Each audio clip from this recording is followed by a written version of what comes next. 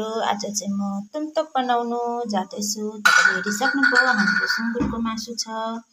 यहाँ अदुवा काटेको छ, यहाँ खोर्सानी, यहाँ हाम्रो तुमतक मैले चाहिँ अलरेडी बनाएको हालेको छु। यो पनि फेरि बनाउनु पर्छ। यहाँ चाहिँ 5-6 घण्टा कसले खानुभएको छ, मेघालयको मान्छेले अवश्य खानुभएको छ होला, तपाईलाई थाहा छ।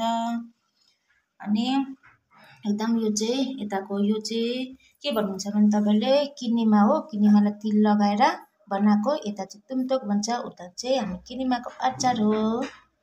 यता मेघालयको स्पेशल अचार तपाईलाई म बनाएर लास्टमा देखाउँछु।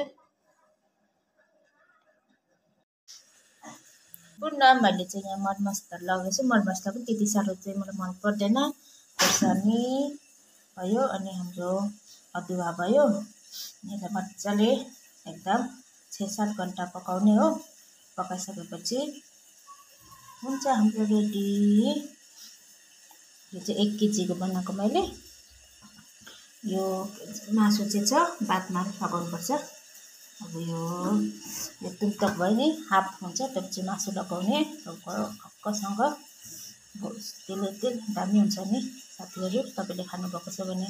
कुकुरलाई चाहिँ मन पर्दैन, यो ज्यादा गनाउँछ। तर त्योभन्दा ज्यादा चाहिँ अगाडि यो किनेमा नलगाएको चाहिँ किनेमाहरू पकाइसकेको चाहिँ एकदम गनाउँछ नि त साथीहरु। अनि तर यो चाहिँ एकदम अलिक कम्ती नै गनाउँछ तिलहरु लगाएको, किन यो हाफ चाहिँ बनाइसकेको हुन्छ। मेरो चाहिँ अब यहाँ पुरा पानी लगाएर यसलाई 5-6 घण्टा पकाउनु पर्छ। मैले यहाँ मरमसला सबै टिटी गरेर बसाइसकेको छु। अब मैले चाहिँ हाम्रो पप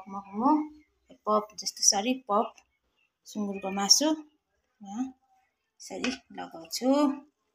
हाम्रो सुँगुरको मासु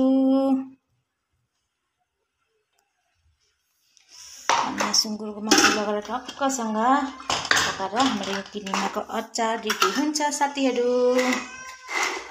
चाहिँ पुरा बनाउनु पर्छ। मेघालयको मान्छेले के खानुभएको, तपाईले चाहिँ खानुभएको छैन होला। आइए खाइए थोड़ा। लाइन भी गया, लाइट भी गयो। मैले चाहिँ हिटरमा बनाएको हो, त्यसैले यहाँ यसरी मासु लगाउँदैछु। ल गाइस, यसरी बनाउँदैछु म। ये सुअर का मीट के साथ हम तुमतक बना रहे। बहुत अच्छा से पकाएंगे। ये किनेमा का अचार है। आप लोग खाया कि नहीं खाया है दोस्त लोग। इसको 5-6 घंटा पकाएंगे। इसके बाद होगा हम लोग का खाना। हम लोग का किनेमा का अचार। हेलो साथीहरु, हाम्रो तुमतक रेडी भइसकेको छ। खसियाको तुमतक भन्छ यता चाहिँ, हाम्रो चाहिँ भन्छ नेपालीमा किनेमाको अचार। हाम्रो किनेमाको अचार भइसकेको छ साथीहरु। तपाईलाई कस्तो लाग्छ होला? एकदम सुँगुरको मासु पनि बिल्लेर एकदम एउटा देख्नु भएको छ। तपाईले देख्नु भएको छैन नि, एकदम बिल्लेर भइसकेको छ। हेर्नुहोस् एकदम। यो चाहिँ अब अलिअलि पानी पनि छ। अब यो तताउँदै खानुपर्छ नि त नि, त्यसैले मैले अनि हल्का अलिक यस्तो ग्रेभी नै राखेको। अब यो तपाईले देखिसक्नु भएको छ। पानी चाहिँ अब पानी पनि अलिअलि होला। अब बोसो चाहिँ भएर एकदम